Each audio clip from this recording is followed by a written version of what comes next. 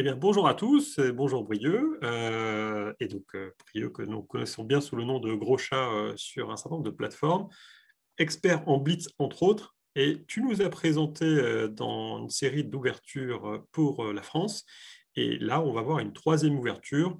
Tu nous as dit que tu n'étais pas un grand défenseur, mais c'est intéressant de la présenter puisqu'un certain nombre de joueurs peuvent la jouer. Je te donne la parole. Voilà, merci Olivier. Bonjour à tous. Donc nous revoilà pour une nouvelle ouverture française. Alors une ouverture qu'on va pouvoir qualifier d'ouverture belge pour nos amis wallons et autres non francophones belges aussi, ça peut arriver. Donc une ouverture que je trouve stratégiquement un peu plus faible en règle générale, mais qui a pour principal objectif d'aller prendre la Belgique très tôt dans la partie.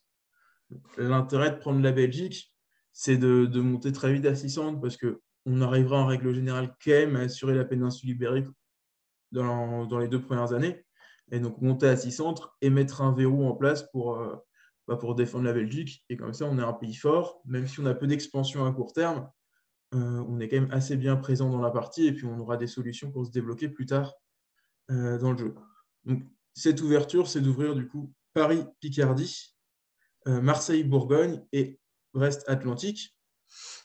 Alors, c'est une ouverture qui peut marcher si l'Allemand ouvre en Rhénanie en règle générale et n'ouvre pas en Hollande avec sa flotte. Donc, si on fait un scénario et que l'Anglais, lui, n'ouvre pas en Manche de son côté. Donc, si on fait un scénario entier, quelque chose qui pourrait ressembler à ça. Et donc, on se retrouverait dans ce cas avec une position assez forte pour prendre la Belgique, avec 2 unités orientées contre la Belgique, et même la possibilité d'aller prendre Munich avec Bourgogne si on veut la mettre un petit peu à l'envers à l'allemand en filou. Donc l'Allemand, dans ce genre de solution, va être obligé de défendre Munich parce qu'il n'a pas grand-chose à espérer sur la Belgique. Donc un coup quasiment automatique de l'Allemand dans ce cas-là, c'est de prendre Hollande et de prendre Munich de l'autre côté. Et donc ce qui nous laisse tout loisir de prendre la Belgique avec l'armée de Bourgogne en soutien. Et de l'autre côté, assurer le Portugal avec la flotte. Ce qui nous fait Alors, un qu'est-ce plus 2 a priori assuré. Oui, Olivier. Alors, qu'est-ce qui en fait une ouverture faible finalement? Parce que Alors, là, on a la Belgique, on aura l'Espagne plus tard. Voilà. ce qui en fait une ouverture assez faible, c'est que s'assurer la Belgique au début, pour la France, ça lui demande 4 unités en défense pour la conserver. C'est-à-dire d'avoir à la fois Picardie, Belgique, Bourgogne et Marseille pour éviter que ça retombe assez facilement aux mains de l'Allemand. Parce que l'Allemand, avec seulement 3 unités, il nous menace d'attaquer en Hollande, donc Ruhr et Munich. Il va menacer une attaque double sur la Belgique et une attaque double sur la Bourgogne. Donc il faut 4 unités en face pour la défendre. Et donc le problème qu'on va avoir en règle générale, c'est que si l'Allemand bounce en Rhénanie, par exemple, ou tente Bourgogne, ou fait quoi que ce soit d'autre avec la Rhénanie qu'elle est à Munich, il va mobiliser à Munich une armée à l'automne, et derrière, il aura Munich-Bourgogne, Rhénanie-Belgique soutenue par Hollande, qui va nous faire ressauter la Belgique juste après. Donc on va avoir du mal à s'assurer la pérennité de la Belgique, sauf dans le cas où il y aura Rhénanie-Munich et qu'on mobilise 2 armées derrière, ou une flotte à Brest et une armée à Marseille, et qu'on puisse mettre une armée ou une flotte en Picardie pour soutenir la Belgique et garder une armée à proximité pour soutenir la Bourgogne.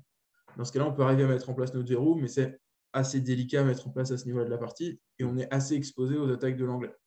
Donc c'est Mais lent et c'est pas certain, quoi. Et le gain n'est pas. Mais alors, du coup, ça pose une question parce que tu dis 4 armées pour défendre la Belgique. Ça veut dire que la Belgique, ça ne doit pas être une cible dès les toutes premières saisons, finalement. alors après, c'est toute la question, c'est que la Belgique peut être une cible qui est plus simple à prendre à la 2e année parce qu'on a déjà a priori au moins 5 unités et donc on peut facilement mettre en place un barrage à 4 unités à ce moment-là. Alors que la première saison, vu qu'on n'a que 3 placés sur le plateau, les mobilisations n'étant pas placées idéalement pour défendre la Belgique, on va se retrouver à avoir la Belgique qui peut facilement sauter dès le printemps. Donc se précipiter en Belgique sur la première année, c'est pas forcément gagnant à long terme parce qu'on risque de la reperdre. Après, la question qui se pose aussi derrière, c'est les perspectives d'expansion pour la France à long terme. La Belgique, c'est un premier ancrage qu'on va dire qui nous permettra d'avancer sur l'allemand. Mais l'allemand, très facilement, avec une armée en Hollande, en Ruhr et à Munich, va nous verrouiller complètement cette partie du plateau. Et donc là, on est obligé d'attendre que l'anglais nous offre une fleur ou fasse sauter le verrou allemand au nord pour écraser un peu l'allemand, pour faire quoi que ce soit contre l'allemand. Et c'est vrai qu'en règle générale, un conflit franco-allemand, ça s'enlise beaucoup. On fait des tranchées. Et c'est ce qui se passe aussi dans la réalité historique, dans beaucoup de cas. On fait une ligne Maginot entre les deux et personne ne bouge. Mhm. Donc, Et il ça ralentit la partie. faut soit arriver à franchir la ligne très tôt, ce qu'ont très bien fait les Allemands en 40, si on reprend un peu de perspective historique, soit après on s'enlise et on fait comme la guerre de 14-18 et puis on ne bouge pas trop. Et puis, soit Donc, Belgique est d'un côté, soit de l'autre, mais dans tous les cas, ça peut très vite être fermé et pas évoluer par la suite pendant très longtemps. ce qui veut dire qu'on ne recommande pas forcément cette ouverture belge. En revanche, si on la constate alors qu'on joue l'Allemagne ou l'Angleterre, eh ben, on peut en déterminer les points faibles grâce aux explications que tu viens de nous donner. Voilà, exactement. Merci Olivier.